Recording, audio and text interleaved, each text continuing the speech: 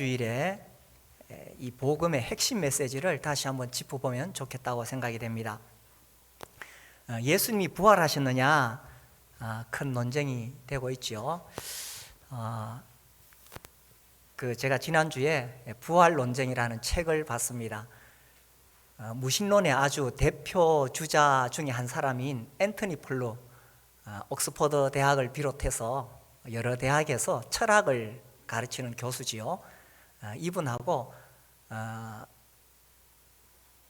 이 게리 하브마스라는 또 리버티 대학의 철학 교수가 계십니다. 두 분이 이 3차에 걸쳐서 공개 논쟁을 했어요. 그런데 이 두 사람은 굉장히 절친입니다. 25년 동안 서로 아주 이렇게 이 우정을 나누는 그런 절친인데 서로 이 믿는 바는 달랐던 거지요. 그래서 부활은 역사적 사건인가? 이걸 어떤 그 신앙적인 관점을 떠나서 역사적인 측면에서 또 이 복음서를 분석해 가지고 그렇게 논쟁을 합니다. 누가 이겼을까요? 이런 싸움은 끝이 없는 거죠. 그런데 이 논쟁의 결과를 이제 여러 또 철학 교수들에게 보냈어요. 한번 평가해 봐라. 그러니까 압도적으로 이 부활이 일어났다고 주장한 이 하브마스의 그 논쟁이 훨씬 더 논리적이다, 이렇게 평가가 났습니다.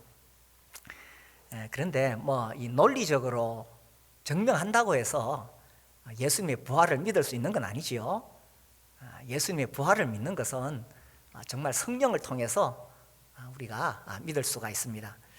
2003년에 이렇게 마지막 3차 논쟁을 했는데 그 다음 해에 앤토니 플루가 신의 존재를 인정한다, 이렇게 발표해서 떠들썩했습니다. 이분이 철학적으로 계속 분석하고 연구를 해왔는데 이 우주의 질서를 봤을 때에 신이 존재하지 않고서 우연이 생길 수는 없다는 거죠. 이 책을 읽어보면 이 앤토니 플루가 아주 정직한 사람입니다. 그리고 이분의 입장은 진리를 찾아서 옳은 길을 찾아간다, 해답을 찾아간다, 항상 이런 자세였어요. 그러니까 신이 없다, 부활은 없다, 이렇게 그냥 고집스럽게 주장하는 사람이 아니고 무엇이 옳은가, 그 어떤 진리를 찾아가는 사람이었었어요. 그래서 이제 마지막 논쟁을 하고 그 다음 해에 이 신의 존재를 인정했습니다. 그렇다고 우리가 믿는 하나님, 예수님을 믿는 것은 아니고요, 어떤 그런 신이 있다는 것까지 이제 왔는 거죠. 그런데 이렇게 발표하니까 여러 무신론자들이 막 이렇게 항의를 했습니다. 그렇겠죠? 자신들의 입장을 대변하는 아주 대표적인 무신론자였는데 신이 있다고 이야기하니까 아이고, 앤토니 플루가 나이 들어서 죽을 때가 되니까 죽음이 겁이 나가지고 변절했다, 이렇게 공격했습니다. 그때 이분의 대답은 나는 그런 것 아니고 정말 진리를 찾아왔는데 이 우주의 질서를 봤을 때에 또 이 철학의 어떤 관점에 봤을 때에 신이 없다고 말하는 것은 그것은 옳지 않다. 그래서 나는 양심적으로 그렇게 고백한 것이다. 이분이 조금 더 오래 살았으면 어쩌면 예수님의 부활까지 받아들였을지도 모르죠. 그런 안타깝게 그 뒤로 이렇게 세상을 떠나게 됩니다. 오늘 이 부활주의를 맞이해서 우리가 지금 마가복음을 한 장씩 읽어가는데 오늘 특별히 31절 말씀을 읽었습니다. 인자가 많은 고난을 받고 장로들과 대제사장들과 서기관들에게 버림받아 죽임을 당하고 사흘 만에 살아나야 할 것을 비로소 그들에게 가르치시되, 여기 비로소 꽤 오랜 기다림 끝에 그 다음에 뭔가를 할 때에 비로소라고 말을 하죠. 그러니까 사실 주님은 처음부터 이 세상에 오신 목적이 죽으시고 부활하기 위해서이십니다. 그런데 이걸 꾹 참고 기다리시다가 처음부터 알려주시지 않고 기다리시다가 베드로가 신앙 고백을 한 이후에 그때 비로소 말씀하셨습니다. 이제 그 앞에 읽어보면 이제 이게 마태복음에 더 자세히 나오는데 그 앞에 읽어보면 예수님이 묻습니다. 제자들에게 너희는 나를 누구라고 생각하느냐? 그때 성질 급한 베드로가 제일 먼저 답했지요. 주는 그리스도요 살아계신 하나님의 아들이십니다. 그러니까 주님이 크게 칭찬하셨습니다. 바요나 시몬아 네가 복이 있다 하면서 크게 칭찬하셨습니다. 그래서 이것이 주님이 이 세상에 오신 목적입니다. 주님 오셔서 귀신도 쫓아내시고 병도 고치시고 또 하나님 말씀도 전하시고 하셨지만 그건 아주 부수적인 것이고 근본적으로 주님이 이 땅에 오신 목적은 죽으시고 부활하시기 위해서였습니다. 이것이 복음의 핵심이죠. 죄인인 우리를 구원하시기 위해서는 죽으시고 부활하셔야 되니까. 그죠? 주님이 오신 목적은 죄인을 구원하기 위하심이죠. 마태복음 1장 21절에 아들을 낳으리니 이름을 예수라 하라. 이는 그가 자기 백성을 저희 죄에서 구원할 자이심이라. 그래서 우리 주님은 우리를 죄에서 구원하러 오셨는데 우리를 죄에서 구원하시려면 죄값을 갚아야 되는 거예요. 그러려면 죽으셔야 한다는 거죠. 이렇게 말씀하시니까 베드로가 또 가만히 안 있어요. 32절에 보면 드러내놓고 이 말씀을 하시니 베드로가 예수를 붙들고 항변하매, 항변이란 말은 부당하게 여겨 따지고 반대하는 겁니다. 예수님이 죽으신다니까 주님 그럴 수 없습니다 이렇게 따지고 들었습니다. 어떻습니까? 만약 내가 그 자리에 있었으면 가만히 있었겠어요?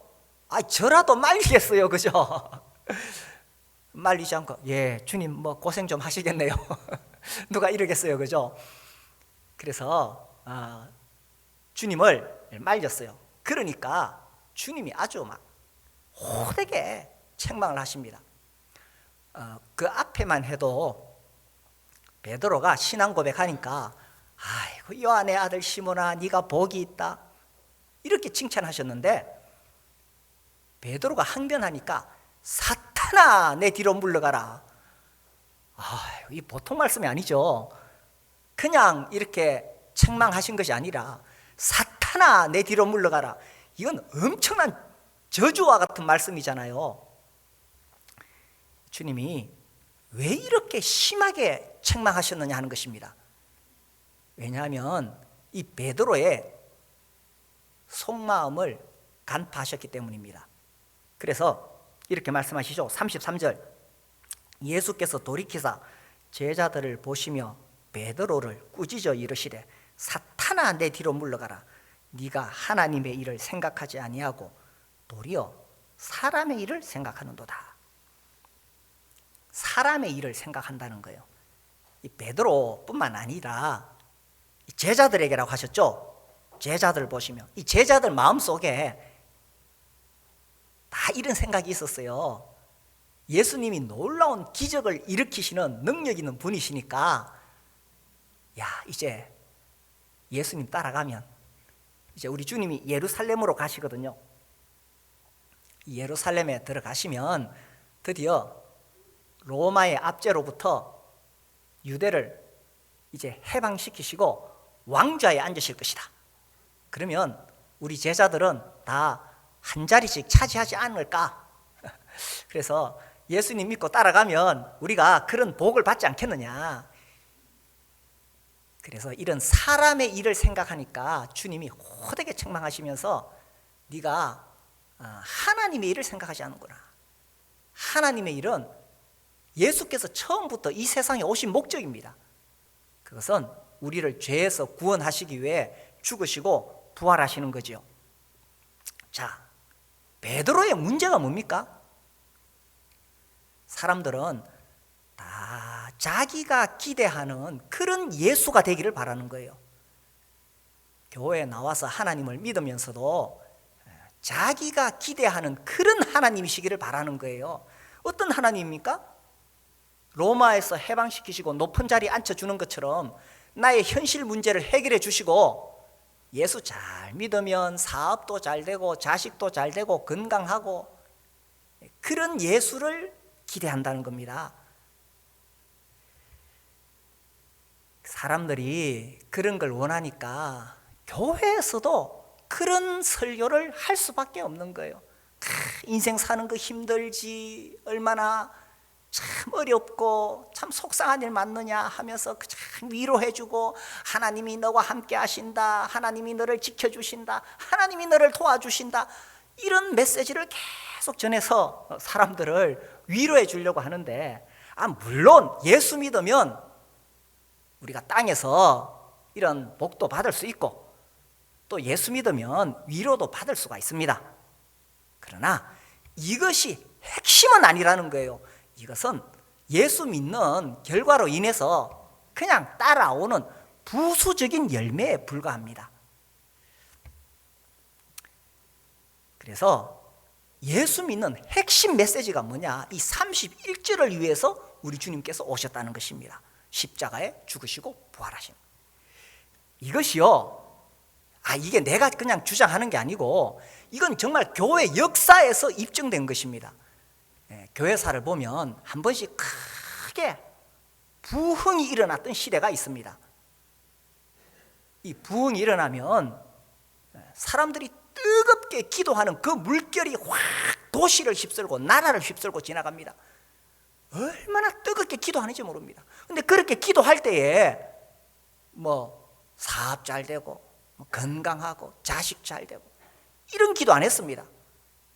이 부흥의 시대의 기도의 초점은 오직 하나, 정말 죄를 회개하고 울면서 죄를 자백하고, 하나님 나를 구원해 주십시오, 하나님 우리 이웃 사람들 구원해 주십시오, 내 가족 구원해 주십시오. 이것이 부흥의 시대에 일어났던 것입니다. 그래서 성령께서 강하게 역사하실 때에 이 십자가의 복음이 명확하게 드러났던 거죠. 그래서 우리가 이 예수님을 믿는다는 게 뭐냐? 이 십자가 복음입니다. 이 부흥이 강하게 일어났을 때요, 예를 들자면 18세기에 이 아주 놀라운 주님의 종 휘트필드가 있죠. 이분이 이제 그 광부들에게 설교를 합니다. 이 광부들이 이 갱에서 그 석탄 캐다가 나와가지고 이렇게 막 앉아 있는데, 거기서 막 이 휘트필드가 십자가 복음을 전합니다. 근데 앞에서 한참 설교하다가 보니까 이 광부들 이쪽에 얼굴에 하얀 줄이 꺼 있는 거예요. 이 두 줄이. 이 광부들이 그 갱도에 들어가서 탄 캐다가 보니까 얼굴이 다 시커멓게 이 석탄 가루가 묻었는데, 이 십자가 복음을 들으니까 죄에 대한 이 회개와 십자가 사랑에 그냥 이렇게 눈물이 쭉 흐르니까 이렇게 얼굴에 두 줄이 그어졌다, 이런 기록이 있습니다. 그래서 교회에서 전하는 핵심 메시지가 뭐냐? 그것은 우리 주님의 죽으심과 부활입니다. 그래서 오늘 이 부활주일에 다시 짚어보는 복음의 핵심 메시지, 이런 제목으로 제가 말씀을 전하려고 합니다. 안타깝게도 오늘날 교회에 다니는 많은 사람들이 이 핵심을 놓치고 있는 경우가 참 많습니다. 그냥 교회 가서 그냥 예배 드리니까 마음이 편하고 좋더라, 답답하니까 기도하고 울고, 또 교회 사람들 만나니까 좋고, 어려울 때 하나님께 호소하고, 자꾸 거기다가 초점을 맞추려고 그러면서 정말 자기가 죄인인 것을 깨닫지 못하니까 이 십자가 복음의 이 교회 핵심 메시지를 놓치고 있다는 거죠. 비로소 가르치셨는데 주님이 이 땅에 오신 처음부터의 그 목적은 죽으시고 부활하시는 것이었습니다. 그래서 이 두 가지 한번 생각해 보려고 합니다. 먼저 예수님의 죽임 당하심의 그 메시지를 한번 우리가 생각해 봅시다. 베드로가 아이고 주님 죽으시면 안 됩니다 이렇게 항변했을 때에 예수님께서 그렇게 심하게 책망하신 이유가 뭐냐? 이건 사탄의 일이거든요. 사탄아 내 뒤로 물러가라 했을 때 예수님이 죽으시지 않으면 우리가 구원을 받을 수가 없습니다. 그렇죠? 예수님이 아무리 좋은 설교를 하시고 많은 기적을 일으키시더라도 예수님이 십자가에 죽지 않으면 우리 죄인들이 구원받을 길이 없어요. 그래서 주님이 이 땅에 오신 처음부터 그 목적은 정말 죄에 매여서 살아가는 불행한 인생들, 불쌍한 영혼들, 우리 인생이 불행하고 우리 마음에 흠모한 근본적인 이유는 죄잖아요. 하나님을 떠났기 때문에 세상에 어떤 것으로도 채워줄 수 없는 그 공허한 심령을 안고, 그러니까 죄 짓고 살다가 죽으면 지옥 가는 이 불쌍한 인생을 주님께서 십자가를 통해서 구원하셔서 우리를 주님의 것으로 삼으시려는 것이, 이것이 처음부터 목적인 거죠. 제가 어떤 글을 보니까 천상회의가 열렸대요. 하늘에서 인간을 구원할 구원자를 결정하는 회의가 열렸다. 한 천사가 하나님께 아뢰었다. 하나님, 지상에서 가장 착하고 훌륭한 사람을 찾아서 구원자로 세웁시다. 하나님께서 말씀하셨다. 세상에서 아무리 선하고 고귀한 인격을 가진 사람이라 할지라도 그도 죄인이다. 죄인이 죄인을 위해 죽어 구원할 수 없느니라. 그러자 이번에는 천사장이 나섰다. 하나님, 제가 가겠습니다. 그때 하나님께서 말씀하시기를, 너희 천사는 피가 없는 영적인 존재이므로 죽어서 피 흘릴 수가 없다. 그러자 이번에는 하나님의 독생자께서 나서셨죠. 아버지여, 저를 보내소서. 제가 인간의 몸을 입고 가서 피 흘려 죽음으로 저 죄인들을 구원하겠나이다. 이날 천상회의에서 천사들이 대성통곡하며 반대를 하였지만 하나님은 독생자를 보내는 것을 제가 하셨다. 천사들이 왜 대성통곡하며 반대했을까요? 그 거룩하신 하나님께서 하늘의 영광을 버리시고 인간의 몸을 입고 이 땅에 내려가신 것만 해도 놀라운 일인데, 그분이 십자가에 못 박혀 죽는다고 생각하니 이건 천사들로서 받아들일 수가 없는 일이기 때문이겠죠. 그래서 우리 주님이 이 땅에 오신 처음부터 목적은 죽으시기 위하심입니다. 그래서 정말 교회에서 전해야 될 메시지가 뭐냐? 오늘 이 시간 이 교회에 나오신 분들이 정말 붙잡아야 될 이 복음의 핵심 메시지가 뭐냐? 예수께서 나를 위해 죽으셨다는 것입니다. 부흥이 이렇게 일어났던 시대 20세기에도 여러 번 부흥이 있었습니다. 우리나라에 대표적으로 1907년 평양 대부흥이 있죠. 아마 많이 들어보셨을 거예요. 막 기도하고 죄를 회개하고 자복하고 막 평양이 완전히 뒤집어졌습니다. 또한 대한민국에 이렇게 복음이 퍼져나갔죠.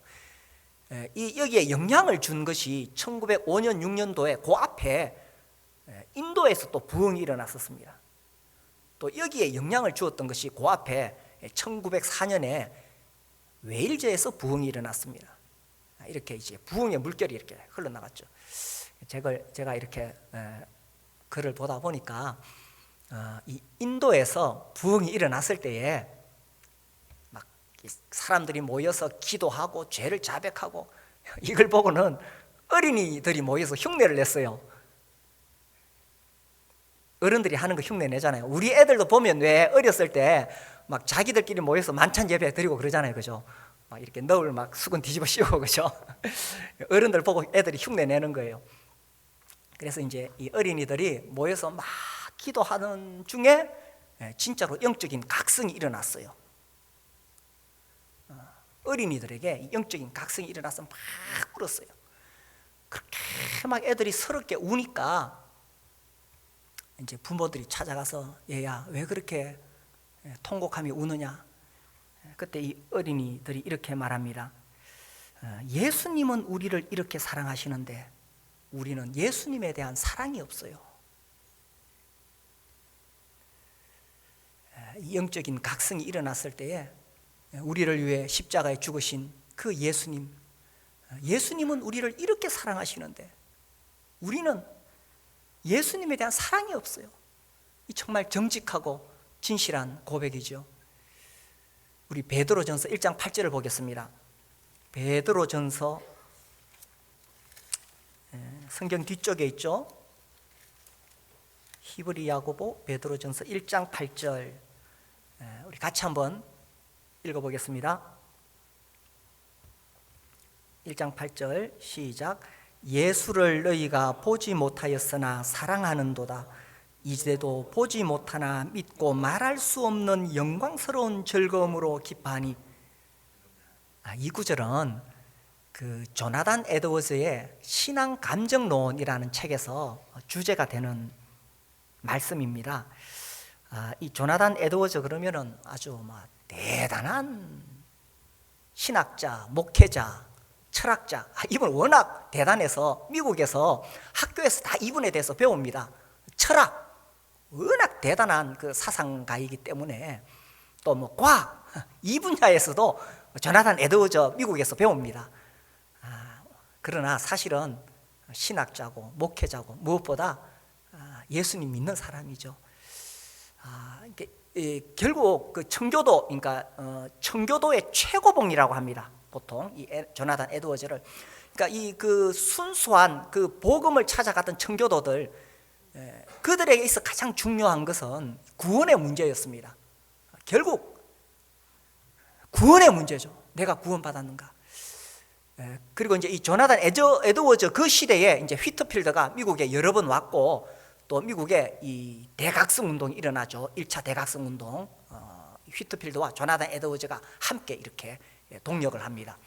그러면서 이제 부흥이 일어나면서 막 엄청난 사건이 이 변화가 일어나는데 이것을 이제 연구하면서 이제 이분이 그 부흥에 대해서도 이렇게 논문을 쓰고 또 그 당시 상황을 기록했고 또 이제 그런 과정 속에서 정말 구원받았다는 게 뭐냐에 대해서 이제 설명하는데 이 신앙 감정론이라는 책이 아주 잘 설명하고 있습니다.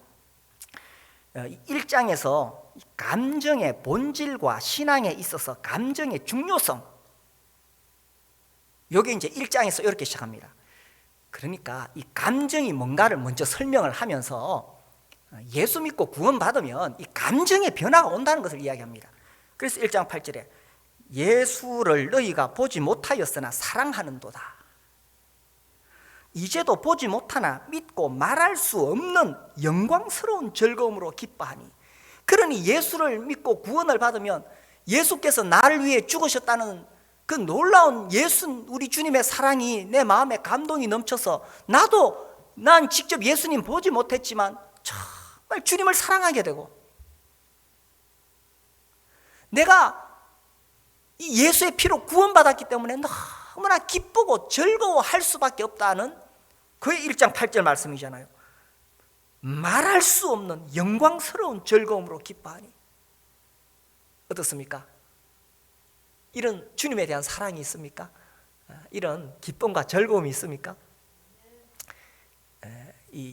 이제 우리 교회 다음 주에 침례식이 있는데 침례 상담을 할 때 지난주에 제가 이렇게 질문을 했어요. 이제 이번에 특히 우리 다 성도들 자녀들이 대부분이거든요. 어려서부터 수없이 들어왔어요. 그래서 제가 두 가지를 물었습니다. 네가 정말 구원받았는지 점검해봐라. 첫 번째는 하나님 말씀이 네 귀에 들리느냐. 구원받으면 하나님 말씀이 무슨 말씀인지 이해가 되고 들려집니다. 그렇죠. 또 사모하죠. 아기가 태어났는데 아기가 생명이 있으니까 젖 달라고 자꾸 울고 그러잖아요. 젖을 먹어야 되잖아요. 그와 같이 하늘의 새 생명 얻게 되면은, 거듭나게 되면은 우리 심령 속에 하나님 말씀, 이게 저지라고 되어 있거든요. 하나님 말씀을 사모하게 되어 있고 하나님 말씀이 들려지게 되어 있습니다. 설교 시간에 조는 것은 졸 수가 없죠. 두 번째 제가 질문은 성찬 예배 시간에 감동이 있더냐? 아니 내가 물에 빠져 죽어가는데 누가 나를 건져주면 얼마나 고맙겠어요.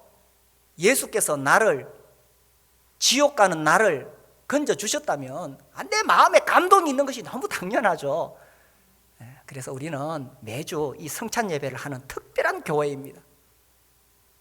주님이 나를 사랑하셔서 구원하셨다는 사실을 잊지 않으려고, 그리고 그 주님께 감사를 드리기 위해서. 저는 이 고등학교 1학년 때 예수님의 십자가 복음을 듣고 얼마나 좋았는지 모릅니다. 내 모든 죄가 다 용서되었구나. 정말 하늘을 날아갈 것 같았습니다. 오늘 우리가 아까 찬송을 불렀는데 주의 십자가 내게 말하네, 영원히 난 용납됐네.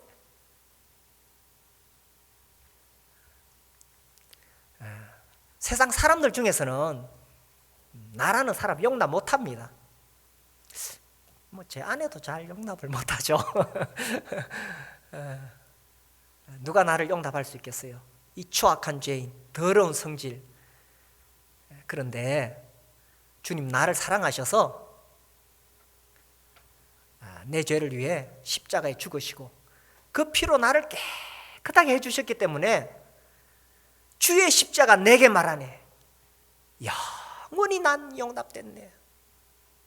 예수 믿고도 수없이 엎어지고 넘어지지만 그렇다고 주님이 나를 버리지 아니하시고 포기하지 아니하시고 영원히 난 주님께 용납이 되어졌습니다. 이것이 주님 죽으심에 담겨 있는 메시지죠. 제가 고등학교 1학년 때 이렇게 예수님 믿고 세월이 흐르면서 십자가의 의미를 조금 더 깨닫고 있습니다. 고등학교 1학년 때는 주님이 나를 위해 죽으심으로 내 죄가 용서되어서 너무 기뻤습니다. 그런데 인생을 이제 저도 조금씩 살아왔잖아요. 중년이 되면서 참 이제 수없이 실패하고 넘어지면서 예수님이 십자가에 죽으실 때에 나를 위해서 죽으셨을 뿐만 아니라 나도 그 십자가에 못 박혀 죽었구나. 이거요, 제가 청년 때 로마서 공부하면서 교리적으로 다 배웠습니다. 그리고 설교 시간에도 많이 설교했어요. 그런데 살아가면서 참 맞구나. 그게 성경을 교리적으로 공부한다고 되는 게 아니고 제가 이렇게 돌아보니까요, 수없이 실패하고 넘어지고 또 세상의 시련을 겪으면서 인생이 내 마음대로 안 되는구나, 이거 깨달으면서 그래, 내 자아, 내 야망, 내 야심, 내 욕심, 이것도 결국 다 십자가에 못 박혔구나. 이런 것들이 이제 이렇게 받아들여지기 시작해요. 물론 죽은 줄 알았는데 잘 살아납니다. 아내가 제 속을 긁으면 금방 죽었다가 또 살아나더라고요. 그렇지만 근본적으로는 내가 죽었구나, 이런 것들이 조금씩 더 받아들여지게 됩니다. 어떻습니까? 십자가 예수의 죽으심의 의미가 내가 처음 예수 만나고 구원 받았을 때뿐만 아니라 점점 더 깊이 깨달아지고 있습니까? 예수 죽으심의 메시지가 무엇입니까? 죄의 저주 아래 살아가던 우리였습니다.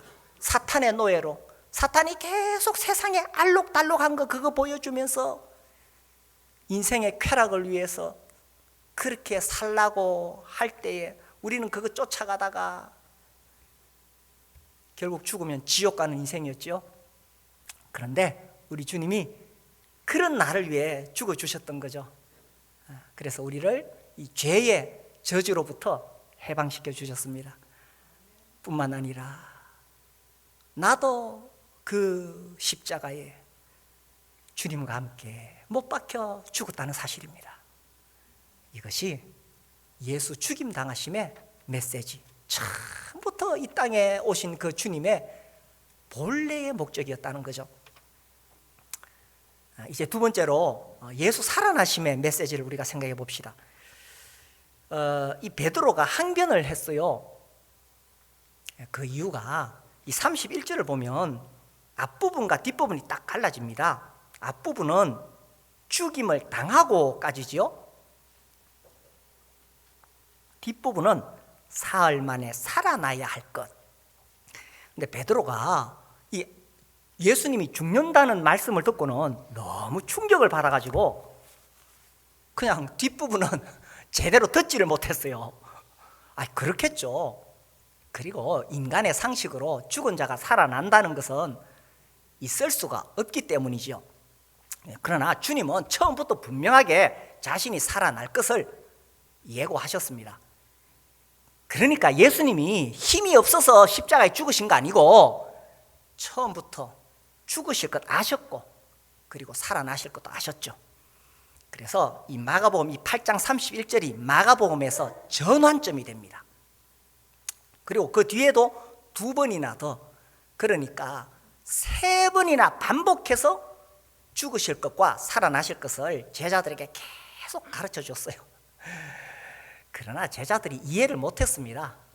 그러니까 예수님이 십자가에 끌려가실 때에 제자들은 다 주님을 버리고 도망갔지요.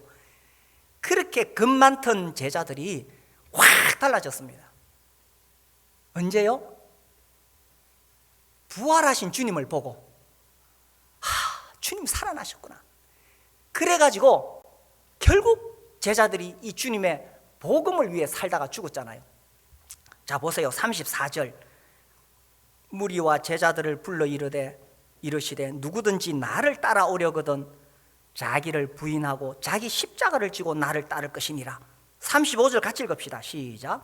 누구든지 자기 목숨을 구원하고자 하면 잃을 것이요 누구든지 나와 복음을 위하여 자기 목숨을 잃으면 구원하리라. 우리 주님이 처음에 이 마가복음 8장에서 이 말씀 하실 때는 제자들이 무슨 소리인지 못 알아먹었어요. 도망갔죠. 그런데 부활하신 주님을 딱 보고는 결국은 이렇게 살았잖아요. 다 죽기까지 충성했고 베드로는 십자가에 거꾸로 못 박혀 죽었다. 이렇게 전해져 내려오고 있습니다. 예수님의 부활을 받기 때문에 그들의 삶은 완전히 달라진 거죠. 예수님의 부활이 바로 이 기독교의 기초고 예수님이 부활하셨기 때문에 오늘날 교회가 있는 거예요. 그렇지 않았으면 제자들 다 도망가고 끝나버렸겠죠. 그런데 주님의 부활을 보고 나서는 제자들이 우리 주님을 증거했고 그래서 교회가 세워진 거예요. 그죠? 우리 고린도전서 15장을 한번 봅시다. 고린도전서 15장에 보면 예수님의 부활장이죠. 15장 14절.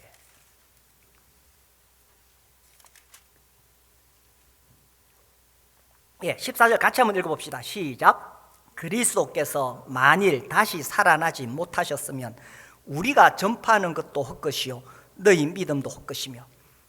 주님이 다시 살아나지 못하셨으면 우리가 전하는 거, 또 우리가 믿고 있는 거, 이거 다 헛것입니다.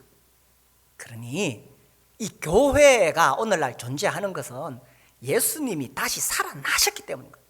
우리 주님이 사망 권세를 깨뜨리시고 부활하셨다는 사실입니다. 우리 주님이 다시 살아나셨다는 것이 우리에게 주는 메시지가 뭡니까? 그 밑에 20절 봅시다. 그러나 이제 그리스도께서 죽은 자 가운데서 다시 살아나사 잠자는 자들의 첫 열매가 되셨도다. 첫 열매란 말은 그 뒤에 따라오는 열매들이 있다는 뜻이잖아요. 그게 바로 우리입니다. 우리 그죠? 주님이 부활하셨기 때문에 우리도 부활한다는 것입니다. 22절 우리 같이 읽어봅시다. 시작. 아담 안에서 모든 사람이 죽은 것 같이 그리스도 안에서 모든 사람이 삶을 얻으리라. 그렇죠. 아담 이후로 우리 다 죄인 되어 지옥 가지만, 그러나 예수님이 부활하심으로 인해서 사망 권세가 깨뜨려지고 우리가 부활할 것이다 라는 것입니다. 그래서 이 교회가 주는 궁극적인 위로가 뭐냐? 그것은 결국 부활의 소망입니다. 사는 게 너무 힘들어가지고 교회 와가지고 위로받고 싶어. 그래서 교회에서 위로의 메시지를 주지만 그것은 어떤 면에서 그냥 지금 일시적인 또 심리적인 그런 위로로 끝날 수가 있습니다. 그러나 우리의 궁극적인 소망은 우리 주님의 부활이고 우리도 부활할 것이라는 거죠. 동산병원 그 수술 대기실에 그렇게 의자가 있죠, 그죠? 거기 이렇게 보면은 벽에다가 하나님 말씀이 적혀 있어요. 두려워하지 말라, 내가 너와 함께함이라. 아마 이 구절인 걸로 제가 기억을 해요. 이사야 41장 10절 말씀. 두려워하지 말라, 내가 너와 함께하지니라. 놀라지 말라, 나는 네 하나님이 됨이라. 내가 너를 굳세게 하리라. 너를 도와주리라. 참으로 나의 의로운 오른손으로 너를 붙들리라. 사실 그 가족이 지금 수술실에 들어가 있는데 그 대기실에 앉아 있을 때 얼마나 불안하겠어요. 저도 이제 거기 여러 번 갔어요. 가서 저도 그 말씀을 보면서 참 위로가 됩니다. 그래, 주님이 함께 하실 거야. 큰 위로가 됩니다. 뭐 예수 안 믿는 사람도 그런 그 시간만큼은 그 구절 보면서 위로가 되겠죠, 그죠? 하나님이 내가 너와 함께합니다. 두려워하지 말라. 얼마나 지금 두려움이 몰려오는데 큰 위로가 되겠죠. 그런데 만약 거기다가 요한복음 11장 말씀을 적어두면 어떨까요? 나사로가 죽었을 때에 주님이 찾아오셔서 마리아, 마르다에게 이렇게 말씀하시죠. 나는 부활이요 생명이니 나를 믿는 자는 죽어도 살겠고. 어떻겠습니까? 그거 적어 놓으면 당장 항의가 들어오겠죠. 죽어도 살겠고. 아니 지금 수술실 앞에서 전부 다 막 불안해가지고 떨고 있는데 죽어도 살겠고 이래 놓으면 어떡하겠다는 거예요, 그죠? 그러나 우리는 오히려 그것이 우리에게 궁극적인 소망이 된다는 사실입니다. 그렇죠? 수술하면서 아무리 수술 잘해도 다 살아나겠어요? 비록 살아나지 못한다 할지라도 우리의 궁극적인 소망은 나를 믿는 자는 죽어도 살겠고, 이것이 우리의 궁극적인 소망이라는 것입니다. 진나라 시황제가 천하를 통일하고 아이고 죽고 싶었겠어요? 그러니 불로초 구한다고, 그죠? 잘 아시죠? 에이, 그래도 49살에 죽었어요. 우리는 진시황보다 여기 오래 살아계신 분들 많이 계시죠? 이 세상의 삶이 다라면은, 그죠? 이 땅에서 잘 먹고 잘 살아야 되고, 그죠? 이 땅에서 성공해야 되기 때문에 죽으라 하고 이 땅의 소망과 이 땅의 목적을 위해서 발부둥 치고 이 땅에서 성공하면 성공한 것처럼 그렇게 보여지겠지요. 제가 얼마 전에 이런 책을 읽었습니다. 책 제목이 삶의 마지막에 마주치는 10가지 질문. 이게 이제 1000명의 죽음을 옆에서 지켜보았던 호스피스 전문의가 쓴 책이에요. 자기가 이 1000명이 죽어가는 동안 그걸 보면서 느꼈던 걸 이렇게 또 질문이 새기죠. 죽음 앞에서. 그러면서 그 서문에 보면 사람의 인생은 짧습니다. 하룻밤 꿈과 같지요. 젊은 사람들은 이게 무슨 말인지 이해가 안 되고, 그죠? 저도 아직은 이제 나이가 들수록 이게 더 이해가 되겠죠. 자기가 지켜보니까 이 자기 사랑하는 가족이 죽어가니까 옆에서 영양제라도 좀 더 놔주세요, 어떻게 좀 해보세요 하면서 호소하는데, 근데 죽어가는 생명 어쩔 수가 없습니다. 그래서 거기서 막 이 사랑하는 사람이 죽어갈 때 그 가족들이 분노하고 슬퍼하고 막 괴로워하는 그런 감정들을 쏟아내는데, 이 의사 선생님이 그거를 이제 옆에서 끝까지 지켜봐야 되니까 그것을 온 몸으로 받아내고 집으로 돌아오면 온 몸에 신경이 달아 있었다, 이렇게 표현합니다. 그 울부짖는 그 감정을 다 받고 나면 온몸에 신경이 달아 있었다. 죽음 앞에서 인간은 아무리 권력이 있고 권세가 있고 능력이 있고 재능이 있고 재물이 있다 해도 죽음 앞에 인생은 정말 아무 힘도 없는 연약한 존재일 수밖에 없는 거죠. 그러니까 부활의 소망이 없으면 그저 이 땅에서 잘 먹고 잘 살고 성공하기 위해서 그렇게 발부둥 치다가 죽는 거예요. 그리고 죽으면 지옥 가는 거예요. 그러나 예수께서 부활하셔서 우리로 하여금 정말 우리에게 놀라운 부활의 소망을 주시다는 것입니다. 저는 살아가면서 이 부활에 대해서도 그 의미를 조금씩 더 깨달아가고 있습니다. 이 부활의 핵심 메시지는 결국 마가복음 8장 35절입니다. 누구든지 자기 목숨을 구원하고자 하면 잃을 것이요 누구든지 나와 복음을 위하여 자기 목숨을 잃으면 구원하리라. 주와 복음을 위해 죽어도 그것이 의미가 있다. 왜? 부활하니까. 그래서 이 땅에서 성공해 보려고 그렇게 발버둥 치는 것이 의미가 없고 주와 복음을 위해 살아가는 것이, 그것이 이 부활이 주는 핵심 메시지구나 라는 것을 조금씩 나이 들어가면서 조금씩 배워가게 됩니다. 오늘 이 부활주일을 맞아서 정말 우리가 이 복음의 핵심 메시지를 다시 짚어보기를 바라는 마음으로 제가 하나님 말씀 전했습니다. 십자가의 의미, 부활의 의미. 그래서 우리의 남은 생애가 주와 복음을 위하여 그렇게 살아갈 수 있게 되기를 바랍니다. 우리 찬송하겠습니다.